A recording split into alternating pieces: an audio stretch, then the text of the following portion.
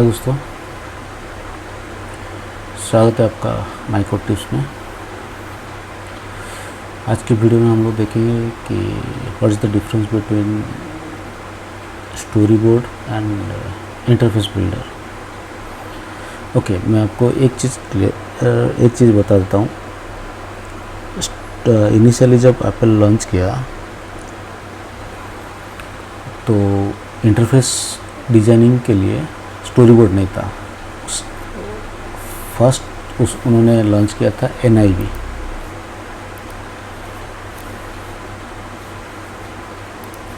First उन्होंने जब launch Apple का जो एक्स कोड के साथ आया था NIV, देन उन्होंने लॉन्च किया विथ XIV।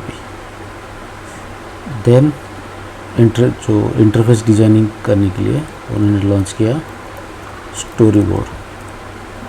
नाउ अब उस चीज़ को और एडवांस ले गए उन्होंने स्विफ्ट UI। सो पूरा अब तक का जो एक्स कोड का सफ़र है ना, टाइम टू टाइम उन्होंने चेंज कर इंटरफेस डिज़ाइनिंग करने के लिए इन्होंने एप्पल वालों ने क्या किया, time to time interface builder को चेंज करते रहे। कभी NIV के थ्रू आते हैं, फिर XIV आ गए, फिर स्टोरी बोर्ड आ गए, कुछ और एडवांस XIV से और एडवांस स्टोरी बोर्ड आ गया, स्टोरी बोर्ड से और एडवांस इन्होंने ले गया स्विफ्ट UI को। तो आज हम लोग इन दोनों में क्या फ़र्क है वो चीज़ देखेंगे। ओके, फिर कभी हम लोग ये NIV क्या है, SIV क्या है, NIV को क्यों इन्होंने हटाया, XIV लाया, फिर XIV को क्यों हटाया उन्होंने, स्टोरी बोर्ड लाया, फिर स्टोरी बोर्ड को क्यों ये लोग धीरे धीरे रिप्लेस कर रहे हैं स्विफ्ट UI के साथ।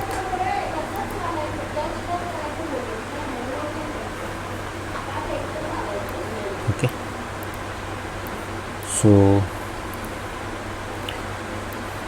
एक चीज़ XIV का एक्चुअली नाम है XML based interface builder. Okay, और स्टोरी बोर्ड आपको पता है स्टोरी बोर्ड किसको बोलते हैं। स्टोरी बोर्ड का मीन्स एक स्टोरी आप किसी को अगर आप किसी को स्टोरी एक्सप्लेन कर रहे हो तो उस स्टोरी में बहुत सारे चैप्टर्स होते हैं, सब चैप्टर्स होते हैं और बहुत सारे पेजेस होते हैं। बेसिकल चैप्टर को स्किप कीजिए, आप पेजेस के बारे में। एक स्टोरी में बहुत सारे पेजेस होता है, first page, second page, third page, fourth page. हर एक पेज में डिफरेंट का स्टोरी टेलिंग स्टोरी लाइन होता है। तो उस चीज़ को आइडिया में रखे इन्होंने डिज़ाइन किया स्टोरी बोर्ड। स्टोरी बोर्ड अभी जो हम लोग यूज़ कर रहे हैं ये है स्टोरी बोर्ड। ओके,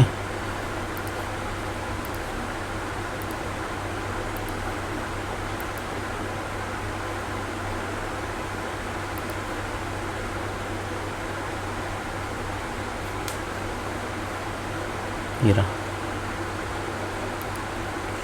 ये जो है ना ये स्टोरी बोर्ड है, और ये जो आप देख रहे हैं ना ये है XIV। ओके, अभी जो हम लोग काम कर रहे हैं स्टोरी बोर्ड। अब स्टोरी बोर्ड में मैंने बताया था स्टोरी बोर्ड का क्या है, हर एक बहुत सारे चैप्टर्स होते हैं। तो अब सपोज मेरे को एक और व्यू कंट्रोल मेरे को ऐड करना है। ओके, तो मैंने ऐड कर दिया, आ गया।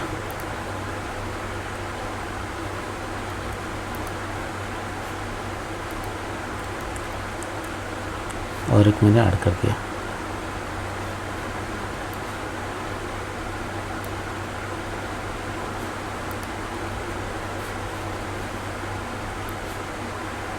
ये रहा। सो देखो,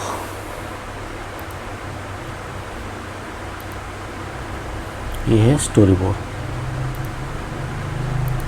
ओके, अब मैं यहाँ पर मेरा जो रूट है, हाँ ये जो दिख रहा है, ये जो पॉइंट येलो वाला मार्क दिख रहे हो, ये जो है ना ये है रूट व्यू।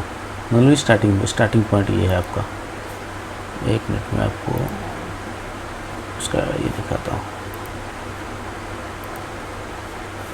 ओके, ये जो है ना, ये स्टार्टिंग पॉइंट है।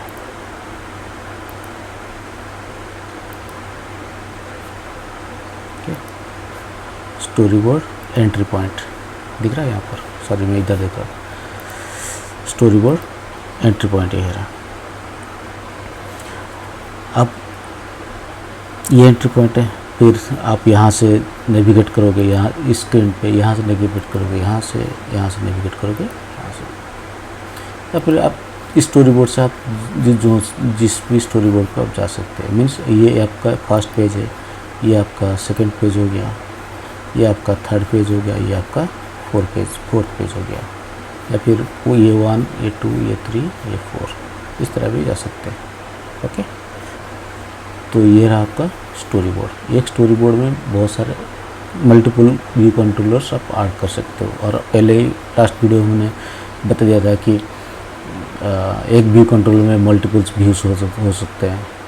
एक व्यू के अंदर भी आप कंट्रोल्स डाल सकते हो, या फिर यूआई कंट्रोल्स डाल सकते हो, और मल्टीपल व्यूज़ के अंदर भी आप यूआई कंट्रोल डाल के आप अपना फॉर्म डिज़ाइन कर सकते हो, या फिर स्क्रीन डिज़ाइन कर सकते हो।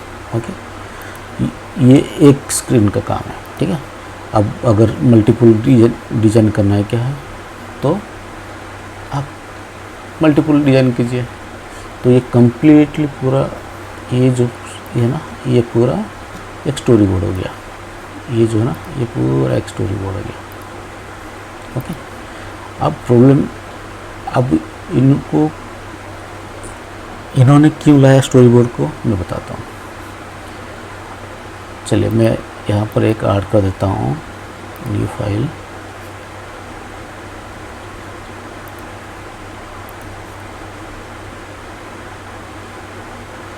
ओके,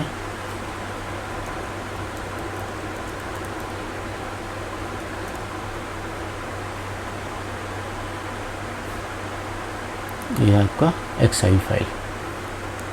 ओके, अब XIV फाइल में क्या है, आपको अगर एक आपका एप्लीकेशन अगर कॉम्प्लेक्स एप्लीकेशन है, बहुत सारे स्क्रीन्स है, बहुत सारे फॉर्म्स है, बहुत सारे सब कंट्रोल्स है, कस्टम कंट्रोल्स है, तो उस केस में क्या होता है ना, ये इसका नंबर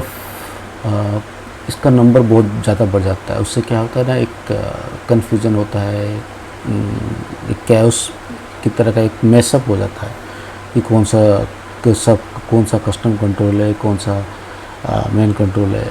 उसको एडिट करने में बहुत टफ हो जाता है। एक डेवलपर के लिए तो बहुत ज़्यादा टफ हो जाता था, क्योंकि एक जगह नहीं रहता था, वो डिफरेंट लोकेशन पे रीअरेंज करके हमें रखना पड़ता था। ठीक है, अब उस चीज़ को एक रेक्टिफाई करके इन्होंने इजीली एक प्लेस प्रोवाइड किया, जहाँ पर आपका मल्टीपल XIV फॉर्म आप डिज़ाइन कर सकते हो, जहाँ पर हम लोग कंट्रोलर बोलते हैं। ओके, तो उस चीज़ को उन्होंने स्टोरी बोर्ड नाम दिया। तो एक स्टोरी बोर्ड में आप मल्टीपल फॉर्म्स अपने स्क्रीन्स प्लेस कर दिए, एक जगह रह गया। तो इस पे क्या है, ये आप यहाँ इसको आप कस्टम कंट्रोल भी डिज़ाइन कर सकते हो, कुछ भी इस चीज़ को आप यूज़ कर सकते हो। बेसिकली कस्टम कंट्रोल के लिए पर्पज़ के लिए इसको यूज़ कर रहे हैं। ओके, स्टोरी बोर्ड अगर ज़्यादा हुआ तो उससे क्या होता है, फैटी डिज़ाइन हो जाता है। फैटी मतलब बहुत तो अननेसेसरी एक मेसअप होता है। ये कस्टम करने कंट्रोल फिर से और कुछ कस्टम कंट्रोल जरूरत पड़े, फिर से सेम चीज़ आ जाएगा। ओके, आपका अगर इनका स्टोरी बोर्ड का और XIV का अगर XML फाइल देखोगे, ये देखिए, ओपन एज सोर्स कोड करो, ये देखो, ये XIV फाइल का XML फाइल है। ठीक है, सेम चीज़ स्टोरी बोर्ड में होगा, वो भी XML बेस्ड ही है। ये देखो, बस फ़र्क ये देखो भी, ये देख रहे हो, ये एक व्यू कंट्रोलर है, ये एक व्यू कंट्रोलर है, ये एक व्यू कंट्रोलर है, ये एक व्यू कंट्रोलर है। ओके, वो किस सीन के अंदर, सीन एक आरे की तरह वो ट्रीट कर रहा है, तो उसके अंदर ये सबको आज एक स्क्रीन और एक चैप्टर के हिसाब से ट्रीट कर रहा है कि ये आपका ये चैप्टर इस तरह से। इसीलिए उसको स्टोरी बोर्ड नेमिंग कर, एक बेटर नेमिंग कन्वेंशन के लिए स्टोरी बोर्ड दे दिया। तो कुछ नहीं, एक कॉम्प्लेक्सिटी को सिंप्लीफाई करने के लिए प्रोवाइड किया गया है स्टोरी बोर्ड। ओके, तो यही बेसिक है। और अगर आजकल का देखा जाए तो यूआई डिज़ाइन के लिए तो मैक्सिमम स्टोरी बोर्ड पे ही काम होता है। और अभी स्विफ्ट यूआई जो इंटरफेस डिज़ाइन करने के लिए इन्होंने प्रोवाइड किया है, वो अभी इतना पॉपुलर नहीं हुआ है। तो धीरे धीरे वो भी पॉपुलर हो जाए 1-2 साल में, क्योंकि उसके अभी जो प्रीवियसली जितने भी एप्लीकेशन बने हैं वो सब स्टोरी बोर्ड में। स्टोरी बोर्ड को माइग्रेट फिर से ट्रांजिशन करके फिर स्विफ्ट यूआई में ट्रांजिशन करना थोड़ा सा डिफ़िकल्ट और रीवर्क हो जाता है। तो धीरे धीरे कुछ फेज वाइज जिस कंपनी में या फिर ऑर्गेनाइजेशन में स्टोरी बोर्ड हुआ होगा, उसको धीरे धीरे फेज वाइज करके स्विफ्ट यूआई में लेंगे या फिर कुछ अल्टरनेटिव ढूंढ निकालेंगे। सो ये है बेसिक है। तो स्टोरी बोर्ड क्या है और XIV फाइल क्या है।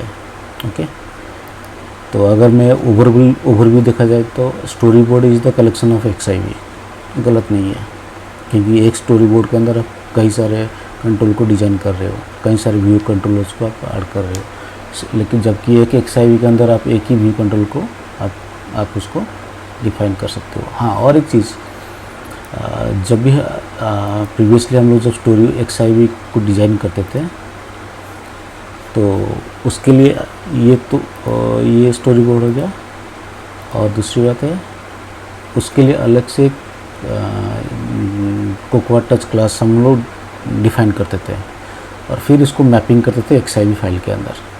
मैं उस चीज़ को ऑब्जेक्टिव-सी में कभी मैं इसी सेम स्टोरी बोर्ड और XIV को मैं ऑब्जेक्टिव-सी में भी एक्सप्लेन करके दिखाऊंगा नेक्स्ट वीडियो में कि कैसे स्टोरी बोर्ड को हम लोग मैपिंग करते थे, ऑब्जेक्टिव सी के क्लासेस को, व्यू कंट्रोलर क्लासेस को कैसे हम लोग XIV के साथ मैपिंग करते थे।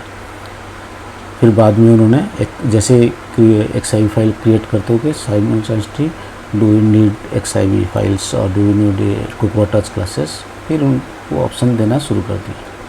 ओके, इनिशियली XIV फाइल अलग से ऐड करते थे, फिर व्यू कंट्रोलर्स ऐड करते थे, फिर या फिर आप XIV और व्यू कंट्रोलर एक साथ भी ऐड कर सकते थे, कर सकते हो।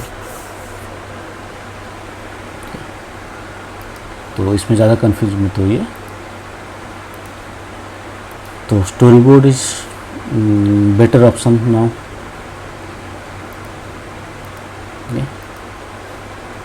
होप आपका एक डाउट क्लियरेंस हो गया होगा। अगर कुछ रहा तो मेरे को कमेंट में बता दीजिए, मैं उसको डाउट क्लियर करने के लिए कोशिश करूँगा। ओके, थैंक यू दोस्तों।